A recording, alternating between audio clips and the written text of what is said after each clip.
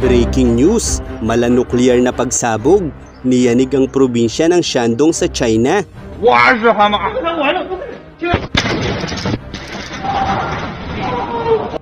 At dito nga ay makikita ang napakalakas na impact ng pagsabog kung saan ay winasak nito ang mga bintana ng mga gusali kahit pa may kalayuan na ito sa naganap na pagsabog. At malinaw rin na sa distansyang ito, kahit pa hindi nakaharap sa pagsabog ang mga gusali, ay winasak pa rin ito ang mga bintana nito. Habang mula naman sa mas malayong kuha ng kamera, ay kapansin-pansin ang napakataas at napakakapal na usok mula sa pagsabog, kung saan ayon sa mga paunang investigasyon ay sinasabing nagmula ang pagsabog sa pagsingaw ng highly inflammable na uri ng gas at sa pamamagitan lamang ng mataas na temperatura ay madali itong nag-apoy at nagdulot ng sunod-sunod na pagsabog dahil sa napakaraming tangkere ng gas ang nasa mismong planta. Habang sa hindi inaasahang pagkakataon ay nakunan pa ng kamera ang isang lalaki na nakalipat sa isa pang tangke bago tuluyang sumabog ang tangke na pinanggalingan nito. Gayunpaman ay hindi pa matukoy kung talagang nakaligtas ang lalaki sa pagsabog dahil ang nasabing video ay ang sinasabing pinagmulan pa lamang ng pagsabog na ito kasunod ng mas marami pang pagsabog. Kaya't maaaring napasama rin ang lalaki sa sinasabing 5 sa nasawi o 6 na mga sugatan o di kaya naman ay kabilang sa 19 na hinahanap pa ng kani-kanilang pamilya habang patuloy pa ang otoridad sa pag-iimbestiga kung gaano pa karami ang nawawala, nasawi o mga sugatan. Samantala, bago pa mangyari ang nasabing pagsabog ng plantang ito, ay nagkaroon rin ng pagsabog ng mga electric vehicles mula sa China, isang insidente na hindi na isinapubliko ng Chinese government, kung kaya't walang gaanong detalye sa naganap na pagsabog maliban sa videong ito na nakuna ng ilang residente na ini-upload sa social media. At ayon sa ilang kritiko, ang mga pagsabog ng electric vehicle na ito sa China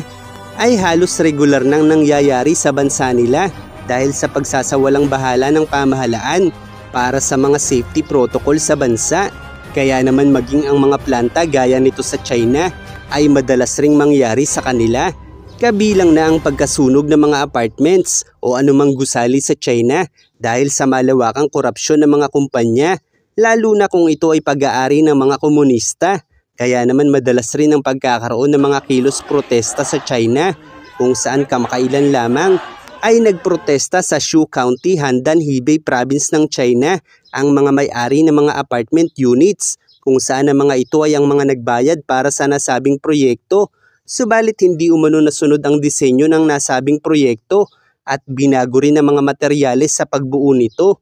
Isang bagay na labis na ikinababahala ng mga nag-invest sa nasabing proyekto kung saan ang ilan sa kanila ay nagbayad na umano ng buo sa pag-asang makalilipat na sila sa lalong madaling panahon sa mas maayos at mas ligtas na tirahan. Subalit dahil nga sa mga pagbabagong ginawa ng nasabing kumpanya ay tila wala umanong residente ang nagnanais ditong tumira. Bukod pa rito ay marami ring residente sa China ang biglaang nawawalan ng karapatan sa mga lupang kinatitirikan ng mga bahay nila dahil hindi pinapayagan sa China ang pribadong pag-aari ng mga lupain. Sa halip ay nagbibigay lamang sila ng pahintulot sa mga pribadong partido na gamitin ang mga lupaing ito. Kaya naman kapag mayroong kumpanya sa China ang nais magtayo ng malawakang proyekto o infrastruktura ay madali silang nakapipili ng lugar kung saan ang mga nakatira dito ay madaling mapapalayas ng pamahalaan nila dahil sa expropriation law,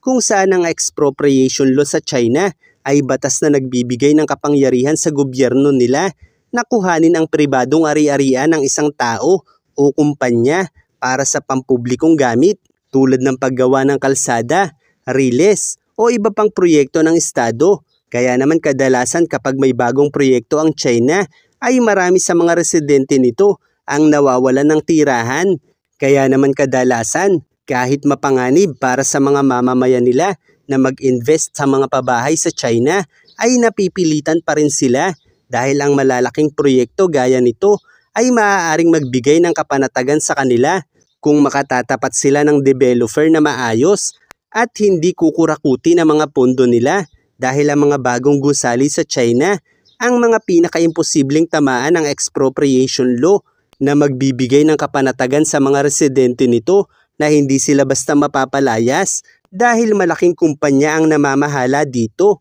Gayunpaman sa panahon ng krisis ay halos naghirap na mga real estate developers sa China kaya't nauuwi sa pagda-downgrade ng mga materyales ang mga ginagamit nila. Bukod pa riyan, marami ngayon sa China ang nagpoprotesta sa mga delayed na pasahod ng mga kumpanya kung saan ang ilan pa nga sa kanila ay sa mismong harapan na ng kumpanya nagluluto at natutulog para lang pagbigyan ng mga kahilingan nila. Subalit kadalasan ng maraming kapulisan ay pinadadala ng pamahalaan nila ang palaging nagtatagumpay sa pagpapalaya sa kanila dahil nakahanda itong ikulong ang mga lalaban sa kanila. Kaya't malinaw na sa kabila ng mararaming magagandang lugar sa China ay hindi naman madali ang buhay ng mga residente nila dahil sa hindi patas na pamamalakad ng mga komunista. Totoong napakayaman ng China bilang pangalawa sa may pinakamalaking ekonomiya sa buong mundo. Subalit ang yaman na ito ay kadalasang pag-aari lamang ng kanilang gobyerno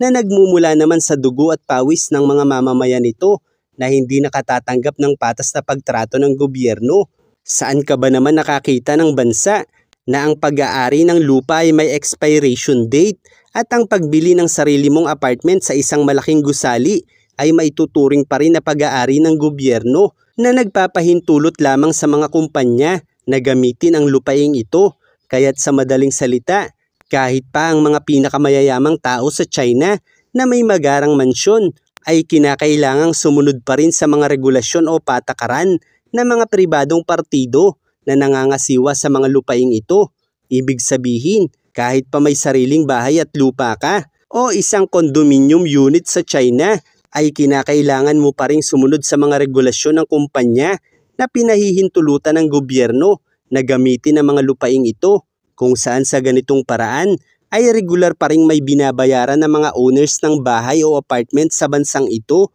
isang indikasyon na para lamang silang nangungupahan habang buhay sa gobyerno. At sa sandaling naisin ng pamahalaan ng pagbabago sa lupaing kinatitirikan ng bahay mo, ay wala kang magagawa kundi isuko ito at maswerte ka na lang kung may makukuha ka pa kahit na kaunting kompensasyon para dito. Kaya't ang mga Chinese kahit mayayaman na, ay walang tigil sa pagtatrabaho dahil kinakailangan nilang manirahan sa matataas na gusali na hawak ng mga makapangyarihang entidad para makaiwas sa epekto ng expropriation law dahil kadalasan ng mga tinatamaan ng batas na ito ay yung mga lupaing hindi pa gaanong develop at hindi pinamamahalaan ng malalaking kumpanya na may malakas na kapit sa komunistang partido.